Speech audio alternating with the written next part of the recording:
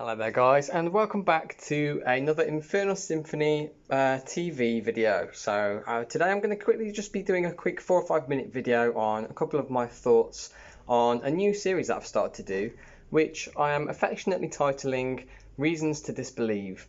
And basically this falls under the broader sort of category of something I like to call the demonic diatribe, which in other words is quite a fancy way of saying the things that I, demonic bishop, believe.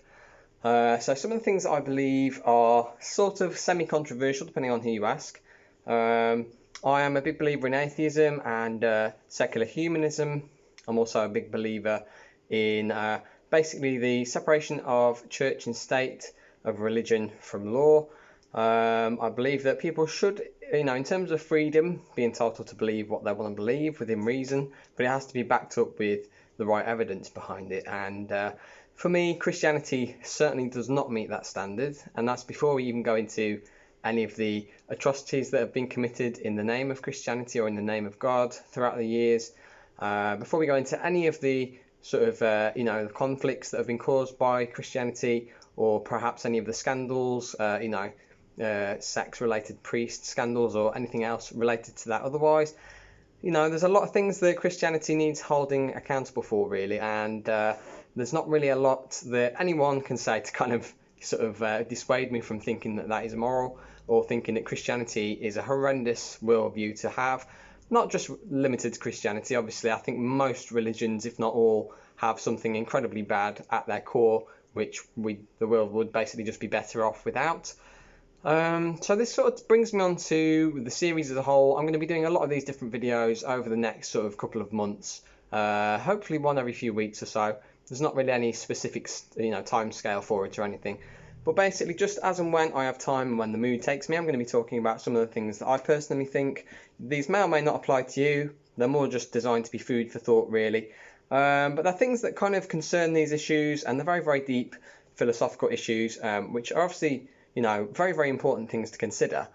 And I'm just going to be giving you my own brief thoughts and quick snippets of, food for thought, basically, for you to mull over and think about. So the main one that I'm going to be doing today is, well, really, I suppose the main thing I want to talk about is what reasons are there for believing in religion, and more specifically, not just believing, but the thing that I mostly think about a lot is what can be gained by believing in religion that cannot be gained by secular or non-religious means. So when we look at things such as, people's well-being, people's happiness, people's sort of, general mental health, and all sorts of other factors besides just those few brief ones. Yes, obviously it's difficult to kind of say that religion brings absolutely no positive benefits with it whatsoever. I think that's a bit childish to say, and it's not very realistic or very accurate of reality. But the main thing that kind of I don't really follow with that argument, oh, you should believe in religion because it brings certain benefits.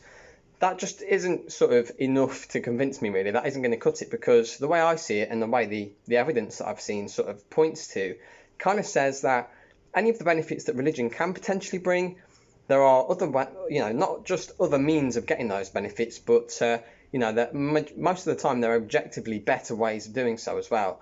Like, for example, I can take some of the good things that religions preach, be generally kind to other people, generally good to the poor, so on and so forth. But I don't have to take with me also that extra religious baggage, any of the negatives associated with the religion. So in Christianity, for example, I don't believe that men are superior to women. I don't believe that, other races are superior or inferior to one another. I don't believe slavery to be a moral thing. And these are all things that Christianity in particular advocates for. Maybe not the modern version of Christianity, but at its core, historically, what the Bible actually says. The Bible contains some really good things, some horrifically bad things, and some things that are sort of somewhere in the middle. And I just basically take the view of get rid of all the crap, take the good stuff, and get rid of all the baggage that you don't actually need to hold those beliefs. Because there's nothing about Christianity that tells us that you need to believe in this God or these rituals or these specific practices to be able to have those benefits. And the UK is a pretty good example of that, really. Yes, we're still technically classed as a Christian nation, but only very slightly. It's basically in name only at this point, because there's a hell of a lot of atheists in the UK. It's more or less neck and neck really between a lot of the different religions. In certain other countries, obviously the spread is a lot more vast. There's a lot more Christians in America, for instance. But in general, there's enough atheists around at this point in the global society we live in to kind of show and indicate that religion in particular isn't necessary or even very influential in a lot of these beliefs. They can be taken on by people with no religious belief whatsoever. There's no necessity to have those beliefs.